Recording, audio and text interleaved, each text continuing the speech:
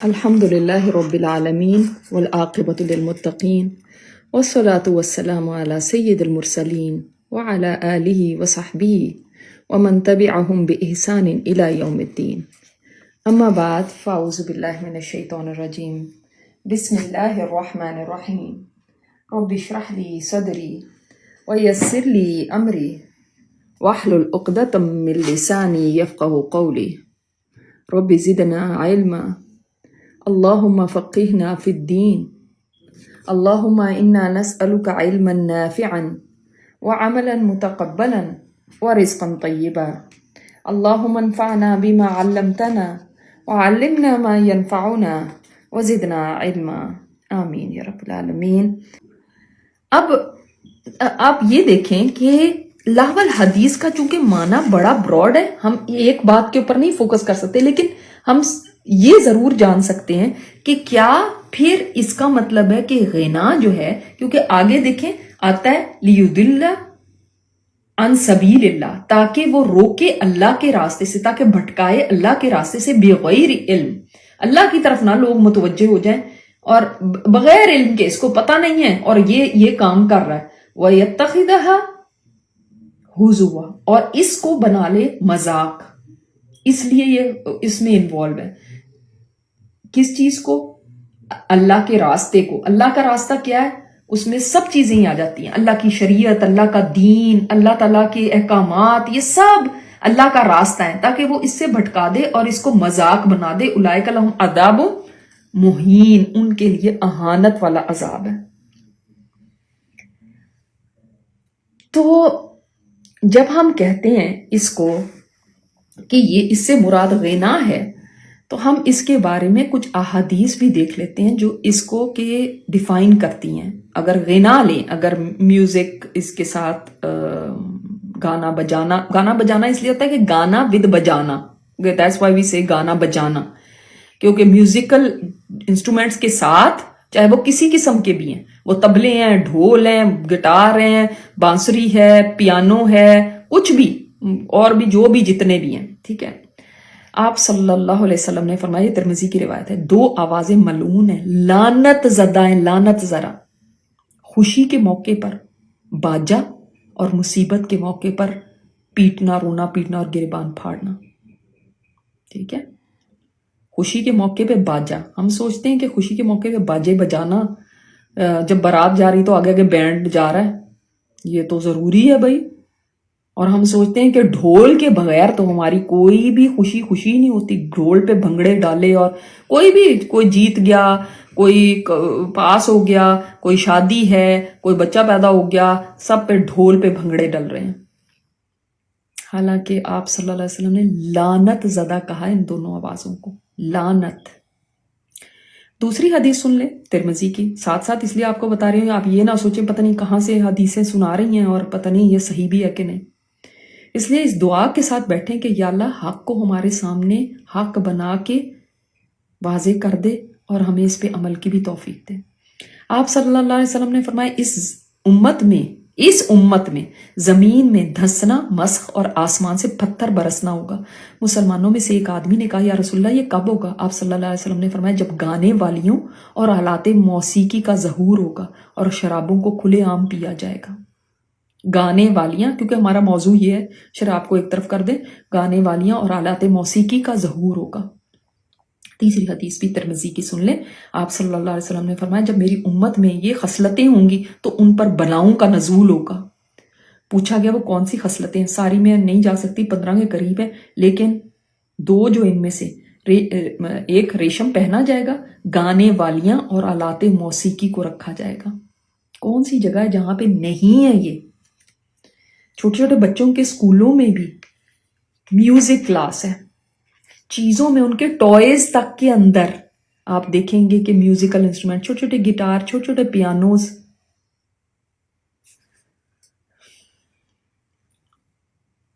یہ احادیث ہمیں بتاتی ہیں کہ اللہ تعالیٰ نے اس چیز کو اجازت نہیں دی. اور یاد رکھیے، آپ جو آیات پڑھ رہے ہیں یہ کون سی آیتیں ہیں؟ یہ وہ آیتیں ہیں جن کو کہ ہم نے شروع میں ہی پڑھ لیا کہ یہ وہ ہیں جو حکمت والی کتاب کی آیات ہیں، حکمت والی کتاب کی. ٹھیک ہے، اگر آپ مانتے ہیں کہ اس کے اندر حکمت ہے تو پھر یہ سمجھ جانا چاہیے کہ اللہ تعالیٰ کی اس بات میں بھی، اس حکم میں بھی بڑی حکمت ہے، چاہے مجھے نہ بھی سمجھ آئے. کیونکہ یقیناً بہت سارے لوگوں کے ذہنوں کے اندر بہت ساری باتیں آ رہی ہوں گی، نہیں یہ ایسے نہیں ہے تو ویسے ہے، اور نہیں ہم نے تو نہیں اس کے بارے میں سنا. دیکھیں، ہم نے سنا یا نہیں سنا، آج تک ہم بچپن میں جو بھی کرتے آئے، ارسپیکٹو اب ہم قرآن کو سمجھ رہے ہیں، تو اب ہمیں اس چیز کو سمجھنا چاہیے کہ یہ چیزیں کہاں تک لے جاتی ہیں اور کیا یہ الاؤڈ ہیں اور کس حد تک الاؤڈ ہیں. ایک ضعیف حدیث بھی ہے، ضعیف حدیث ہے، مگر آپ پھر بھی دیکھ لیں کہ جو شخص گانے والی لونڈی کی مجلس میں بیٹھ کے اس کا گانا سنے گا، قیامت کے دن اس کے کانوں میں سیسا، پگھلا ہوا سیسا ڈالا جائے گا. اب اس کے علاوہ حدیث، بہت ساری حدیث سامنے ہیں. سعدی رحمہ اللہ وہ بیان کرتے ہیں کہ یہ حرام ہے، گانا بجانا، موسیقی، یہ حرام ہے. حرام کے انہوں نے لیول پہ اس کو لیا. سورہ اسراء میں آپ دیکھتے ہیں شیطان نے کہا میں اپنی آواز سے انسان کو بہکا دوں گا. اور مجاہد کہتے ہیں، مفسر قرآن ہے، وہ کہتے ہیں اس کی آواز کیا ہے؟ گانا بجانا اور باطل کلام. ابن قیم کہتے ہیں کہ ہر وہ آواز جو بانسری یا ڈھول وغیرہ کی ہے وہ شیطانی آواز ہے. ابن عمر نے ایک جگہ پہ بانسری کی آواز سنی تو اپنے کانوں میں انگلیاں ڈال لی اور راستے سے ہٹ گئے اور اپنے غلام نافع سے کہنے لگے جب یہ بند ہو جائے تو مجھے بتانا. جب وہ بند ہوئی تو انہوں نے بتایا تو فرمایا میں نے نبی صلی اللہ علیہ وسلم کو ایسے ہی کرتے ہوئے دیکھا تھا کہ جب بانسری کی آواز آئی تھی ہم تو انجوائے کرنے لگے کہ چلو آ رہی ہے آواز، لیکن انہوں نے کانوں میں انگلیاں ٹھونس لی کہ میرے کان میں بھی یہ آواز نہ جائے، حالانکہ وہ کوئی جان بوجھ کے نہیں سن رہے تھے. اچھا، پھر آپ دیکھیں کہ تمام ائمہ اربعہ، مالکی، حنفی، شافعی، حنبلی، تمام جو مذاہب ہیں، ائمہ ہیں، امام ہیں، چاروں کے چاروں نے گانے بجانے کے تمام آلات کو حرام قرار دیا، تمام کو. اب آپ کسی اور کے پاس، آپ کا مرضی ہے، آپ فتوے لینے جانا چاہتے ہیں تو وہ چلے جائیں. ویسے ہم کہتے ہیں ہم حنفی ہیں، ہم حنفی ہیں، حنفی ہوں گے تو پھر ہم کلاس میں آئیں گے بھائی. تو آپ امام ابو حنیفہ کو دیکھ لیں، سب سے سخت موقف جو ہے نا میوزک کے اوپر وہ امام ابو حنیفہ کا ہے، سب سے سخت. اور ہمیں یہ پتہ ہی نہیں، بس صرف ہم کہنے کو حنفی ہیں. اور امام مالک کہتے ہیں کہ میرے نزدیک ایسا کام فاسق قسم کے لوگ کرتے ہیں، صرف فاسق. ابن قدامہ جو حنبلی تھے وہ کہتے ہیں کہ گانے بجانے کی 3 قسمیں ہیں. ایک حرام ہے، جو بانسری، سارنگی، ڈھول، گٹار، یہ سب حرام ہے مستقل طور پہ، اور جو کوئی اس کے اندر انوالو رہے اس کی گواہی قبول نہیں ہوگی. دوسری جگہ پہ ہے کہ اگر ایسے کسی ولیمے کی دعوت ملے، ولیمہ اس لیے کہا گیا کہ اس وقت شادیوں میں یہ جو بارات والا ہوتا ہی نہیں تھا دن، صرف ولیمہ ہی ہوتا تھا، بارات کوئی چیز ہی نہیں تھی، اور مہندیاں شہندیاں تو کچھ تھی ہی نہیں نا، صرف شادی مینز ولیمہ تھا. تو مطلب آپ اپنی ٹرمز میں جس کو آپ شادی کہتے ہیں، تو شادی کی اگر دعوت ملے جہاں پہ شراب ہے، گانا بجانا ہے، تو آدمی وہاں نہ جائے. صرف اس صورت میں جائے جب منع کرنا ممکن ہو، اور اگر وہ منع نہیں کر سکتا تو خود بھی شرکت نہ کریں. ایون یہ جو فوجی بینڈ وغیرہ ہیں، ان کی بعض نے کہا کہ ہاں ٹھیک ہے اتنی سی صرف گنجائش مل جاتی ہے، لیکن ایسا بھی نہیں ہے، کہیں پہ بھی نہیں اس کا آیا کہ یہ جو فوجی بینڈ وغیرہ بجاتے ہیں یہ بالکل صحیح ہے، کہیں پہ بھی نہیں آیا. شافعی مسلک کے مطابق غیر محرم عورت سے گانا سننا کسی بھی حالت میں جائز نہیں ہے. کسی بھی حالت میں. اور یہ دیکھیں وہ ٹی وی پہ گا رہی ہیں, وہ کانسرٹس میں گا رہی ہیں, وہ کہیں کبھی کہیں گا رہی کہیں, اور خیر وہ سی ڈیز اور اس پہ تو گانے سننا کچھ مسئلہ ہی نہیں. اور شافعی نے فرمایا کہ لہو اور لعب دیندار اور شریف لوگوں کا کام نہیں ہے. ہم اپنے آپ کو دیندار کہتے ہیں نا, پھر اس کے بعد بھی ہم ان چیزوں میں انوالو ہوتے ہیں. پہلے زمانے میں ان لوگوں کو مراسی کہا جاتا تھا جو لوگ گاتے بجاتے تھے. آج سبھی مراسی بن گئے.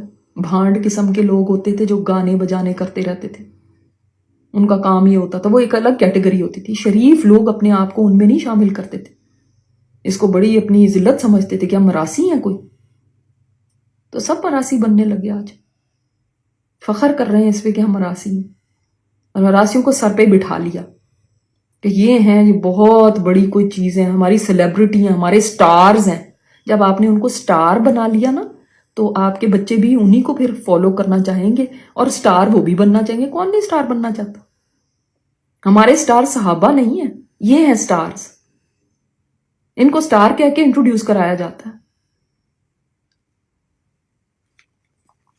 تو کہتے ہیں کہ سب سے پہلے ابلیس نے نوحہ کیا تھا اور اس نے گانا گایا تھا, اسی لیے نوحہ بھی حرام ہے اور گانا بجانا بھی حرام ہے. چاہے وہ گانا لکھنا ہو, اس کی لیرکس لکھ کے کو پتا ہے کہ یہ اب گانے بجیں گے, یا میوزک ہے, یہ پوری ایک انڈسٹری ہے نا. کیسٹس, اس کی سی ڈیز ریلیز کرنا, ایک بندہ گاتا ہے لیکن اس کے پیچھے کتنے لوگ ہوتے ہیں جو اس کو خرید و فروخت اس کی کر رہے ہیں. اور کئی تو آپ ڈی جے کو بلاتے ہیں تو وہ آپ کیا خرید نہیں رہے, خرید رہے ہوتے ہیں نا, پیسے دیتے ہیں, بہت بڑی بڑی رقم لیتے ہیں. اور کسی نے کوئی زیادہ ہی, کسی کا بہت زیادہ پیسے ہیں کسی کے پاس, تو وہ پھر کسی سنگر کو ہی بلا لیتا ہے کہ آؤ اور آ کے لوگوں کو بھی بھٹکاؤ اللہ کے راستے سے. اس کا ایفیکٹ کیا ہوتا ہے؟ تاکہ وہ لوگوں کو بھٹکائے اللہ کے راستے سے بغیر علم. یہ غافل کرنے والی مصروفیت ہے نا, لوگوں کو اللہ کے راستے سے اللہ کا راستہ میں نے آپ کو بتا دیا کیا ہے. اور پھر اس کے بعد دین اتنا حقیر یا اتنا لائٹ ہو جاتا ہے اس کے سامنے کہ اس کے سامنے اللہ تعالیٰ کی کوئی بات کرے نا تو اس کو مذاق میں کرتا ہے, مذاق میں لے لیتا ہے اس کو. اس کے لیے اللہ کی بات کوئی اہمیت نہیں رکھتی, پھر مذاق اڑاتا ہے, ہنستا ہے. آپ دیکھ لیں کتنے مولویوں کے لطیفے, کتنے جنت جہنم کے لطیفے, کتنے قیامت کے دن کے لطیفے, کتنے ہیں. اور لوگوں کو کوئی فرق نہیں پڑتا کہ ہم یہ کیا بات کر رہے ہیں. یہ خوف کھانے والی چیز ہے قیامت اور جہنم, اور ہم کیا باتیں کر رہے ہیں, اور حوروں کی باتیں اور ان کے لطیفے. تو یہ چیزیں انسان کو یہاں تک پہنچا دیتی ہیں.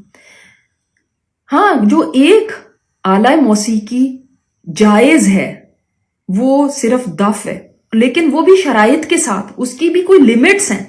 نمبر 1, صرف عورتیں اس کو بجا سکتی ہیں. نمبر 2, عید یا خوشی یا کوئی شادی بیاہ کے موقع پہ اس پہ بجایا جا سکتا ہے.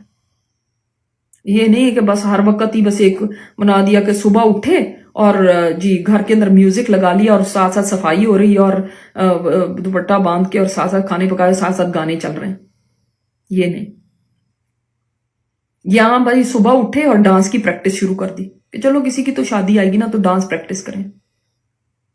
دف بھی جو جائز ہے وہ اس کے بارے میں احادیث ملتی ہیں جس وجہ سے وہ جائز. ایک تو عید کے موقع پر لڑکیاں دف بجا رہی تھی اور آپ صلی اللہ علیہ وسلم وہاں پہ موجود تھے, تو ابو بکر صدیق رضی اللہ تعالیٰ انہوں نے تشریف لائے تو انہوں نے کہا یہ کیا نبی کے گھر کے اندر یہ ہو رہا ہے؟ تو آپ نے فرمایا نہیں, ان کو رہنے دو, یہ عید کا دن ہے.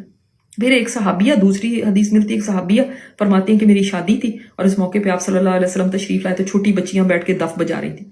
تو آپ صلی اللہ علیہ وسلم کے سامنے وہ جو بھی بدر کے شہداء کے وہ پڑھ رہی تھی شعر. اتنے میں ایک بچی بولی ہم میں وہ رسول ہیں جو کل کی بات کو جانتے. تو فرمایا یہ مت کہو, جو پہلے گا رہی تھی وہی گاتی رہو.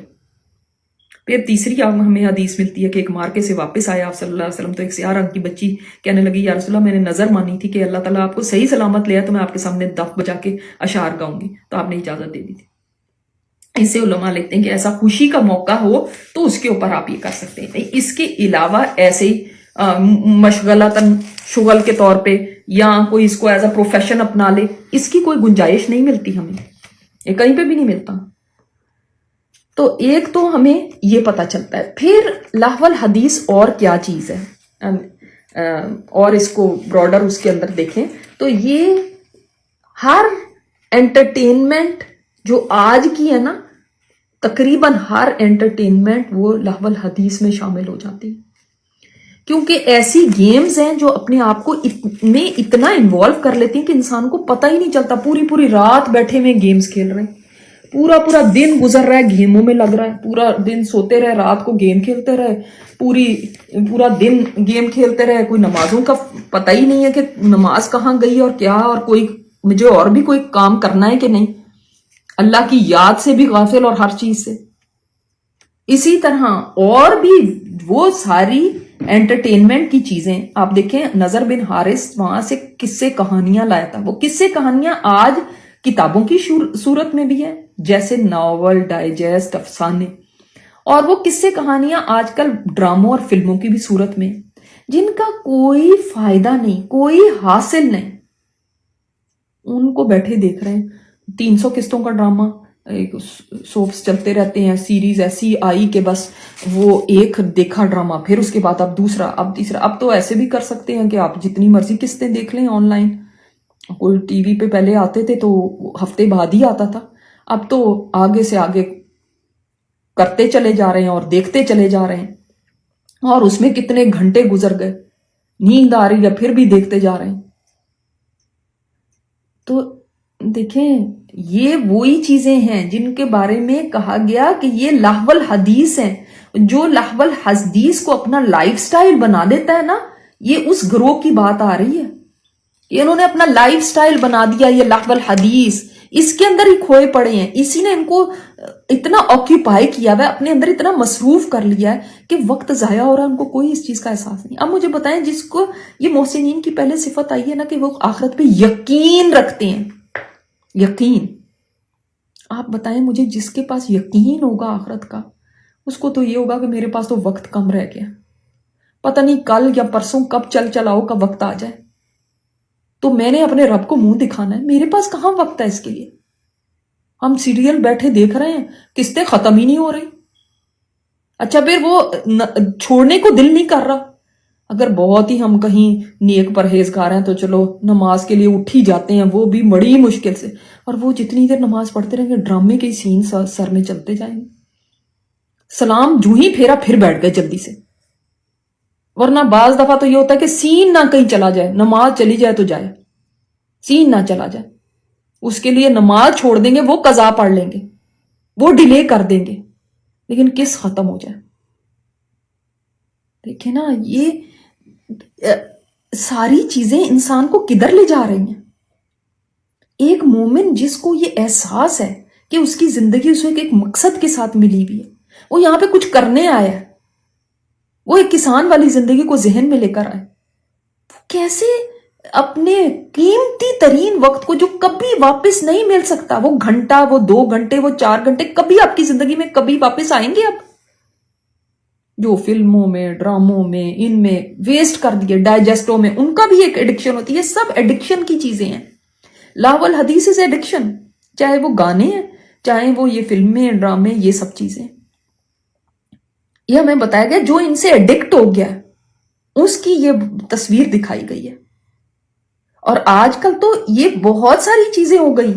اب صرف یہ قصے کہانیاں نہیں رہے، اب تو وہ ٹک ٹاک بھی آ گیا اور کیا کیا اور چیزیں آ گئی. اس کو دیکھتے دیکھتے کے اندر ہی آپ دوسروں کی زندگیوں میں جھانک رہے ہیں. فیس بک پہ فلاں کیا کر رہا ہے، فلاں کیا کر رہا ہے، اس کا ان کا کیا حاصل ہے.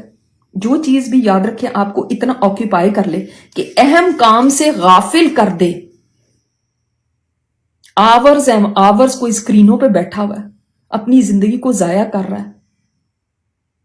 اسکرین کمپیوٹر کی ہے، فون کی ہے، ٹی وی کی ہے، کوئی بھی ہے، آورز، اور اس کو کوئی احساس نہیں. یہ اسلام کا مزاج نہیں ہے، یاد رکھیں. اسلام کا مزاج تو کچھ اور ہے. آپ تو سمجھے ہی نہیں پھر کہ اسلام ہے کیا. اسلام بوریت نہیں ہے، بوریت نہیں ہے. دیکھیں ایک بات بھی میری یاد رکھیں، جو باطل ہے نا اس میں رنگینی بہت ہے، اس میں اٹریکشن بہت ہے، اس کے اندر امیوزمنٹ بہت ہے، مزے بہت ہیں. آپ دیکھ لینا، آپ ایک مووی لگا لیتے ہیں، اس کے اندر انوالو ہو جاتے ہیں، اتنا مزہ آ رہا ہے، اس کے بعد کیا ہوگا، وہی کوئی تلاوت لگا دے تو وہ اتنا مزہ نہیں آئے گا.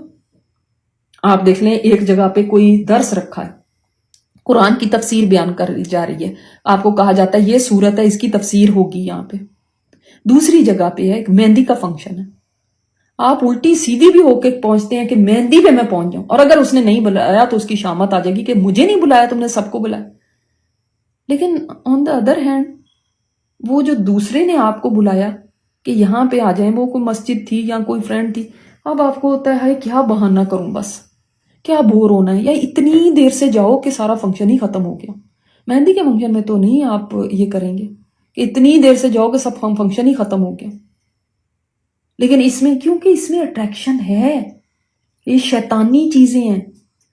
اور دیکھیں آپ کہیں گے اچھا پھر اٹریکشن نہ رکھتا اللہ تعالیٰ، نہیں، گناہوں میں اٹریکشن ہے، شیطان ان کو اٹریکٹیو کر کے دکھاتا ہے.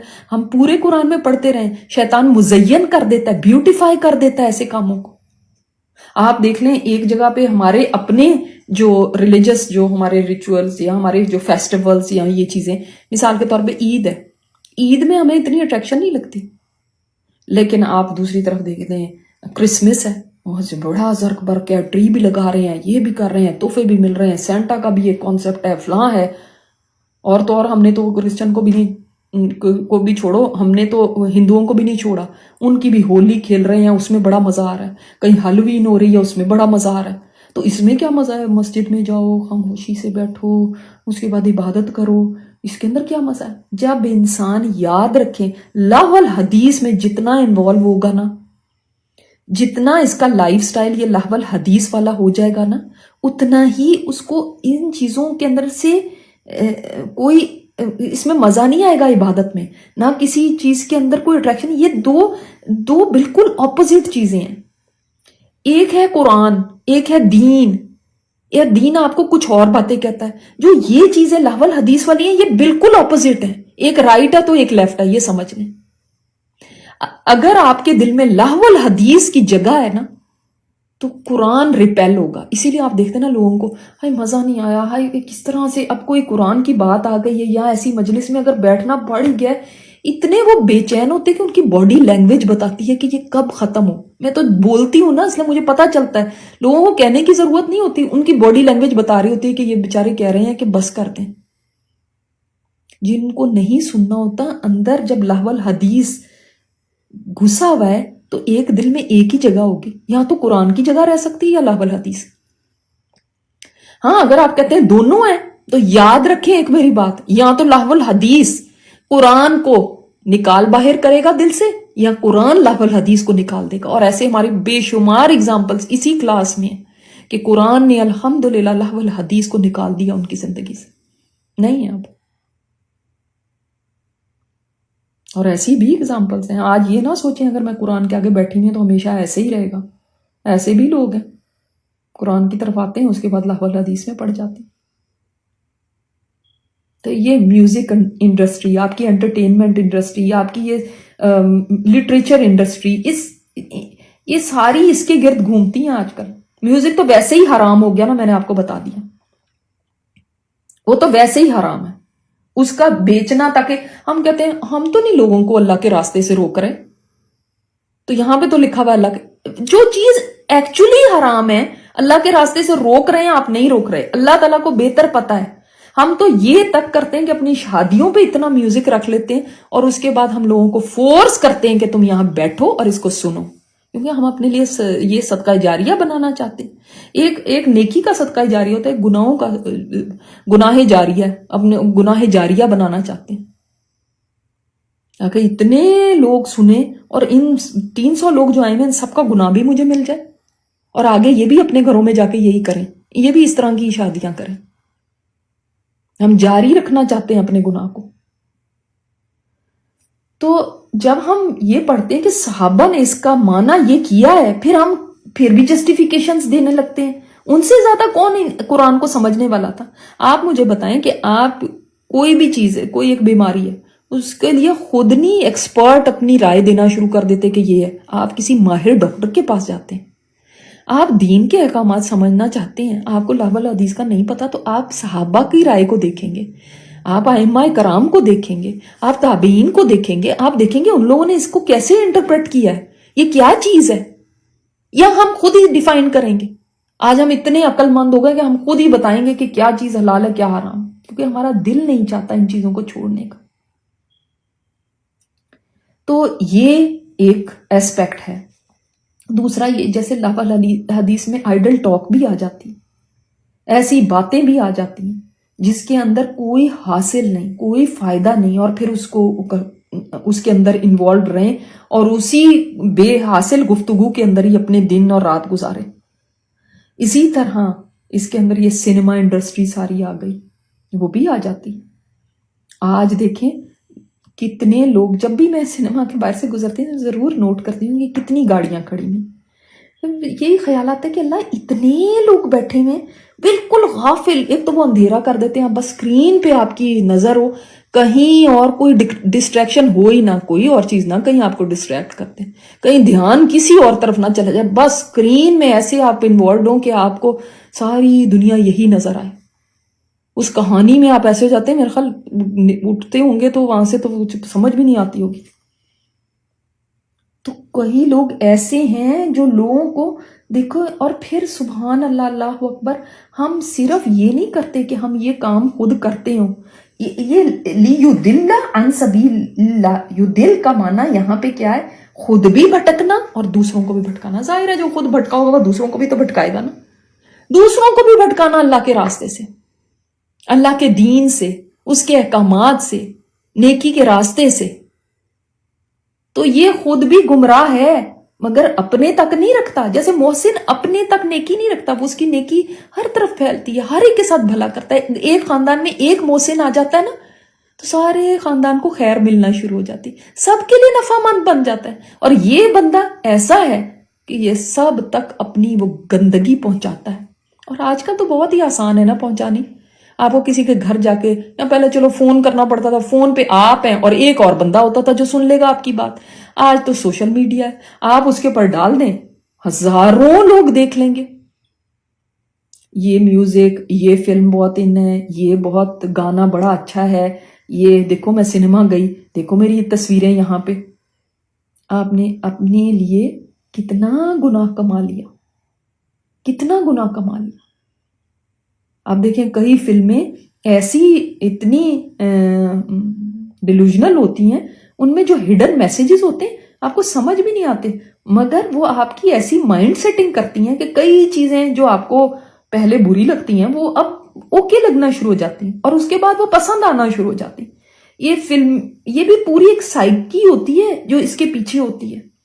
یہ جو اسکرین ہے نا, یہ ایسے ہی نہیں ہے. جتنا کچھ آپ دیکھتے ہیں اور آپ سنتے ہیں, یاد رکھیے, چاہے وہ گانے ہیں, چاہے وہ, ان سب میں سبلیمنل میسج ہوتے ہیں, ایسے مبہم میسج ہوتے ہیں کہ جو آپ کے دماغ تک پہنچے. جو کان سے جاتا ہے, جو آنکھ سے جاتا ہے, وہ آپ کے دماغ تک جاتا ہے اور آپ کے دماغ کو ویسے شیپ اپ کرتا ہے. ایسی فلموں میں ایسے میسیجز ہیں. آپ دیکھیں فار ایگزامپل, کچھ زمانہ پہلے تک ڈیٹنگ جو تھی وہ ایک بہت ہی بری چیز تھی, اتنی کہ لوگ قتل ہی کر دیں اپنی بیٹی کو اس کے اوپر اگر وہ سمجھ لیں گے کسی کے ساتھ ایسے. آج وہ تو کچھ بھی نہیں رہی, بوائے فرینڈ گرل فرینڈ کچھ مسئلہ ہی نہیں. ایک آپ کوئی 50 سال پہلے چلے جائیں, شاید ہاف سلیو پہننا یا سلیو لیس پہننا ایک بہت ہی بری بات ہے, ایسے لگتا تھا کہ کوئی ننگی ہے. آج تو وہ کوئی مسئلہ ہی نہیں رہ گیا. یہ کیسے ہوا؟ یہ ایسے نہیں ہوا کہ کوئی جین میں کوئی چیز آ گئی ہمارے. یہ جو ہم دیکھتے ہیں نا, اس نے ہماری مائنڈ ایسا اس کو شیپ اپ کر دیا, ہماری مائنڈ سیٹنگ ایسی بنا دی کہ وہ چیزیں اب برائی لگتی ہی نہیں, وہ چیزیں اب نارمل لگنے لگی. تو ایک یہ بھی آپ کو ایک تو قرآن نے ڈھال دیا نا, ایک محسن کو وہ اتنا خوبصورت اور بنا دیتا ہے, ہدایت اور اس کو دیتا ہے, رحمتیں اور اس کے اوپر آتی ہیں, اور محسن اور سے اور خوبصورت ہوتا ہے. اور ایک یہ لاء الحدیث انسان کی پرسنالٹی کو شیپ اپ کرتی ہے. آج اس کے اوپر ریسرچ ہے کہ یہ جو گانے ہیں, ان کے جو لیرکس ہیں, اس کے اندر بھی ایسے میسیجز ہوتے ہیں جو آپ کے دماغ کو اثر انداز ہوتے ہیں. اور حدیث ہے کہ اس سے نفاق گرو کرتا ہے دل کے اندر. میوزک کے ذریعے نفاق گرو کرتا ہے، ایسے جیسے بارش برسے تو ہریالی آ جاتی ہے، اس طرح نفاق. تو we are okay with that نا، کہ نفاق کوئی مسئلہ نہیں، نفاق تو اتنی بڑی بیماری تھوڑی ہے. تو ہمارے دلوں میں آ بھی جائے تو کیا فرق پڑتا ہے نا. تو اگر اٹھنا بیٹھنا میوزک ہے، گاڑی میں بیٹھے جلدی، میوزک کے بغیر تو ہم گاڑی نہیں چلا سکتے، بوریت ہو جاتی ہے.